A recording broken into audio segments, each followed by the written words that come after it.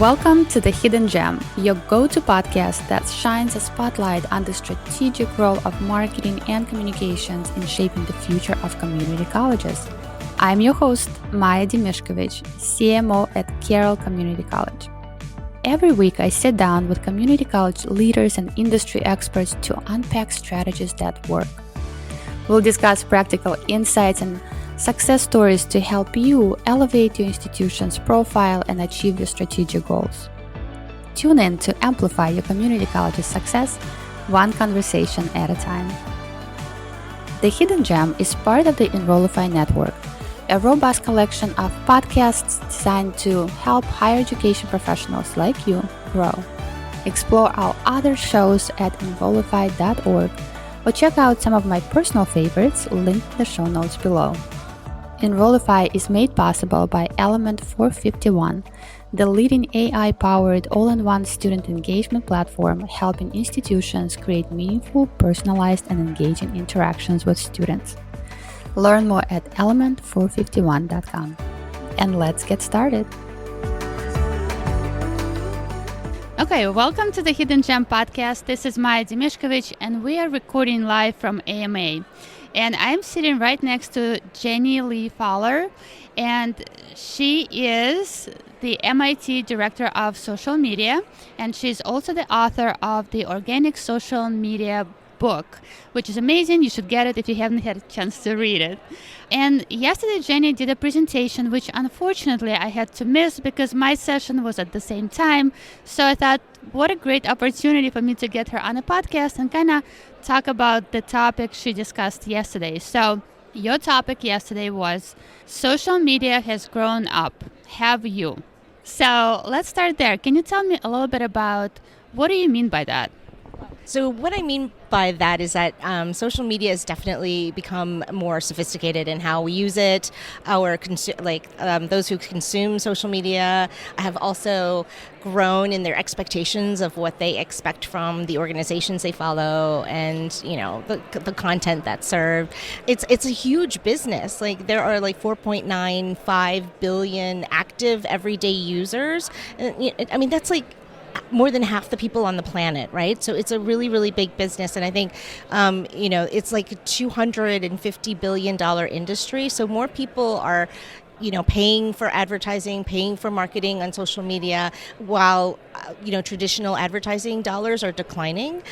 So it is a big player at the table, and it's definitely it's grown up, right? But I think there are those who have misperceptions about social media and still see it as it's a job for an intern, or it's child's play. My niece had an idea for our social media strategy, and you wouldn't ask that of your media relations person. You wouldn't or you wouldn't put your niece out there to do a public or a press conference, right? So I think these are sort of old assumptions that I think need to change, right? Because we are definitely it's not the same industry as when MySpace was first founded, and so I think we really need to change those old assumptions about social media.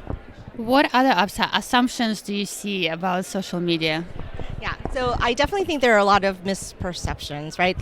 I just stated that it's for kids, it's not for kids. Another one is that people in higher ed tend to think that our competitors, or those that we are competing for attention against, are our peers, right? So say other local community colleges or other schools in our area, people always think it's your peers that you're against, but that's not true.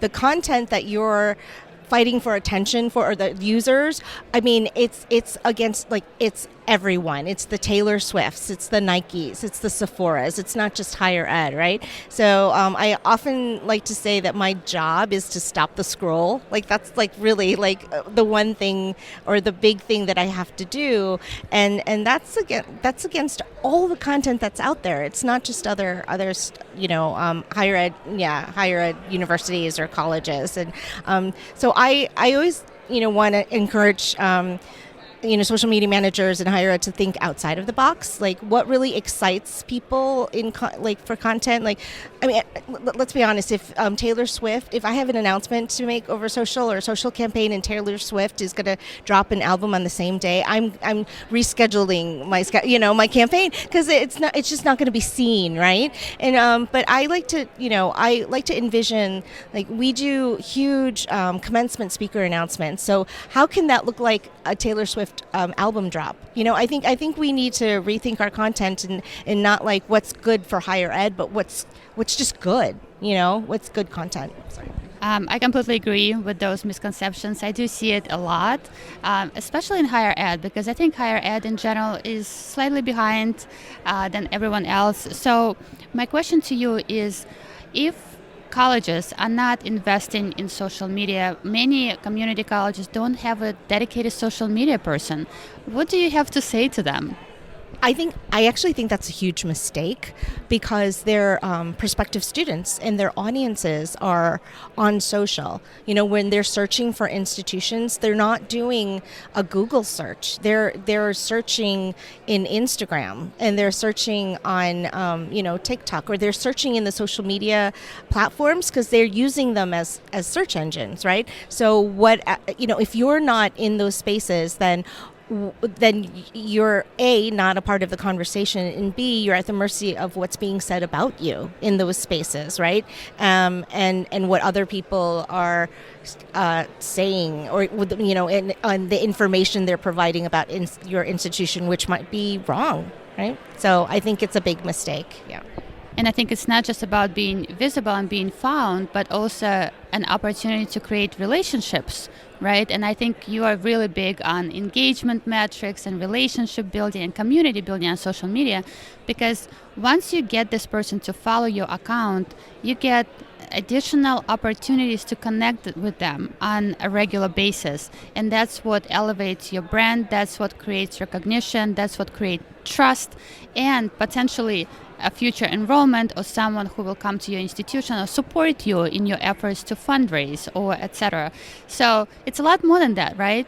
So do you want to talk a little bit about what you look for in measuring the success of your social media? For me, it's always been engagement, and I know engagement is hard, right?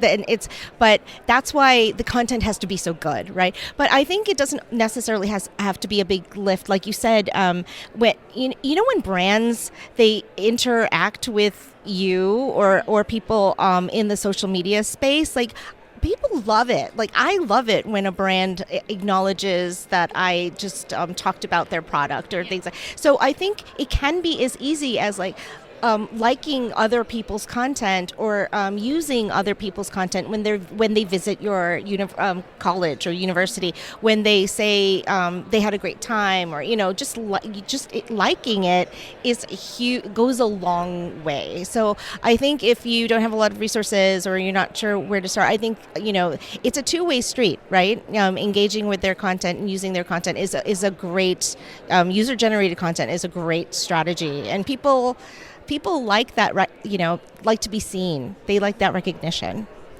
So what are some practical steps do you think institutions can take to transition their social media from like a basic marketing function to a strategic leadership tool that drives the meaningful change at their institution? So one thing that I did say during my presentation is that I said social media, that your social media team or social media managers are the intelligence agency of your organization. So they're like the CIA of your organization, right? Because there is so much to be learned from listening and monitoring. Last May at MIT we had a very visible encampment, and there was a day where a lot of the local high school students said, we're going to go there and protect the encampment. Like, the members of the community were getting involved, and there was, these are high school students, so they're minors, right? But we could see in real time, we're like, oh my gosh, this group of students is on the train.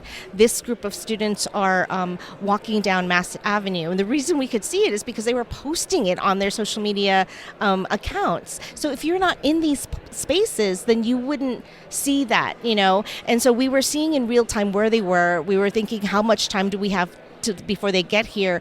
And I was literally taking screenshots and sending it to leadership. And it was helping them make decisions in real time, right? So maybe there was a plan, but if, that wasn't the time to maybe show aggression, or if it really advised or help them make decisions on how to deal with the crowd or how to deal with the situation. So in that sense, you're giving them intelligence, right?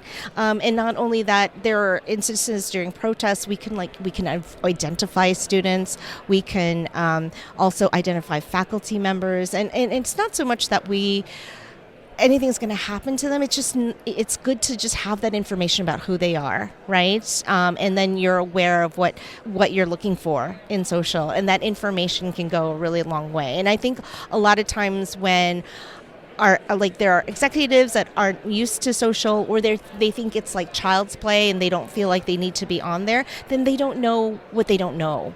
And I think it's our job to educate them. And so I think, and even when you're formulating messages on voice and tone and what's going to resonate with the students, prospective students, this is why I think social media managers need to be in the room. When you're talking strategy, when you're talking messaging, when you're talking campaign, because there's a lot to be learned from social media managers. So it sounds like the first step is a change in mind, like a shift in mindset, right? And understand the value of social media, and for social media managers to show that value, to show the information and what they have access to help leadership make better decisions. Because the more information you have, the better decisions you can potentially make. So Jenny, it was insightful. It was so great chatting with you and catching up, and thanks again. It's always great to talk to you, Maya. I always enjoy it. Thank you.